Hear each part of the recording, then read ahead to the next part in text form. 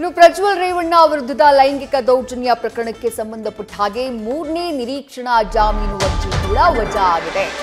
ಜನಪ್ರತಿನಿಧಿಗಳ ವಿಶೇಷ ಕೋರ್ಟ್ನಿಂದ ಬಂದಂತಹ ಆದೇಶ.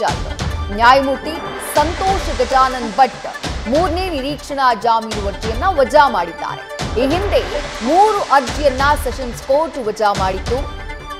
ಜಾಮೀನು ಅರ್ಜಿ ನಿರೀಕ್ಷಣಾ ಜಾಮೀನು ಅರ್ಜಿ ವಜಾ ಆಗಿತ್ತು. ಈಗ 4ನೇ ಕೇಸ್ನಲ್ಲಿಯೂ ಕೂಡ ಪ್ರಜ್ವಲ್ ರೇವಣ್ಣ ಅವರಿಗೆ ಹಿನ್ನಡೆಯಾಗಿದೆ. 3ನೇ ನಿರೀಕ್ಷಣಾ ಜಾಮೀನು ಅರ್ಜಿ ವಜಾ ಆಗಿದೆ. ಲೈಂಗಿಕ ದೌರ್ಜನ್ಯ ಅತ್ಯಾಚಾರ ಪ್ರಕರಣಕ್ಕೆ ಸಂಬಂಧಪಟ್ಟ ಹಾಗೆ ಸದ್ಯ ಜೈಲಿನಲ್ಲಿದ್ದಾರೆ. ವಿಚಾರಣೆಯನ್ನ ಎದುರಿಸುತ್ತಿದ್ದಾರೆ ಪ್ರಜ್ವಲ್ ರೇವಣ್ಣ. ಈ ಮಧ್ಯೆ ಜಾಮೀನಿಗಾಗಿ 10 ಹಲವು ಸರ್ಕಸ್ಗಳನ್ನ ಮಾಡ್ತಿದ್ದಾರೆ. ಆದ್ರೆ ಯಾವ ಅರ್ಜಿಯೂ ಕೂಡ ಅವರ ಕೈ ಹಿಡಿತಾ ಇಲ್ಲ. ಪ್ರತಿ ಪ್ರಯತ್ನದಲ್ಲೂ ಕೂಡ ವೈಫಲ್ಯ ಕಾಡ್ತಾ ಇದೆ.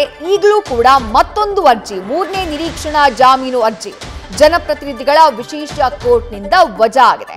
ನ್ಯಾಯಮೂರ್ತಿ ಸಂತೋಷ್ ಗಜಾನನ್ ಭಟ್ 3ನೇ ನಿರೀಕ್ಷಣಾ ಜಾಮೀನು ಅರ್ಜಿಯನ್ನ ವಜಾ ಮಾಡಿ ಆದೇಶವನ್ನ ಹೊರಡಿಸಿದ್ದಾರೆ. ಈ ಹಿಂದೆ 3 ಅರ್ಜಿಯನ್ನ ಸೆಷನ್ಸ್ ಕೋರ್ಟ್ ವಜಾ ಮಾಡಿತ್ತು. ಜಾಮೀನು ಅರ್ಜಿ ಹಾಗೆ 2 ನಿರೀಕ್ಷಣಾ ಜಾಮೀನು ಅರ್ಜಿ ವಜಾ ಆಗಿತ್ತು. ಇದರ ಬೆನ್ನಲ್ಲೇ ಈಗ 4ನೇ ಕೇಸ್ನಲ್ಲಿಯೂ ಕೂಡ ಪ್ರಜ್ವಲ್ ರೇವಣ್ಣಗೆ ಹಿನ್ನಡೆಯಾಗಿದೆ.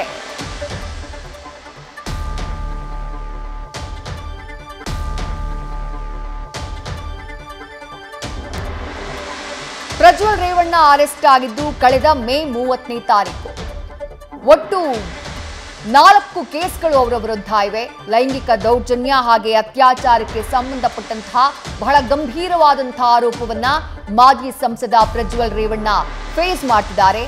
ಒಂದ್ ಕಡೆಗೆ ಪ್ರಜ್ವಲ್ ರೇವಣ್ಣ ಅವರ ಸಹೋದರ ಅಸಹಜ ಲೈಂಗಿಕ ದೌರ್ಜನ್ಯ ಪ್ರಕರಣಕ್ಕೆ ಸಿಲುಕಿದಂತಹ ಸೂರಜ್ ರೇವಣ್ಣ ಅವರಿಗೆ ಜಾಮೀನು ಲಭ್ಯ ಆಯಿತು. ಅದೇ ಪ್ರಯತ್ನದಲ್ಲಿ ಪ್ರಜ್ವಲ್ ರೇವಣ್ಣ ಅವರು ಇದ್ರೂ ಕೂಡ ಅವರ ಪ್ರಯತ್ನಗಳು ಕೈಗೂಡಿಲ್ಲ. ಯಾಕಂದ್ರೆ ಕೇಸ್ ಅಷ್ಟು ಸ್ಟ್ರಾಂಗ್ ಇದೆ.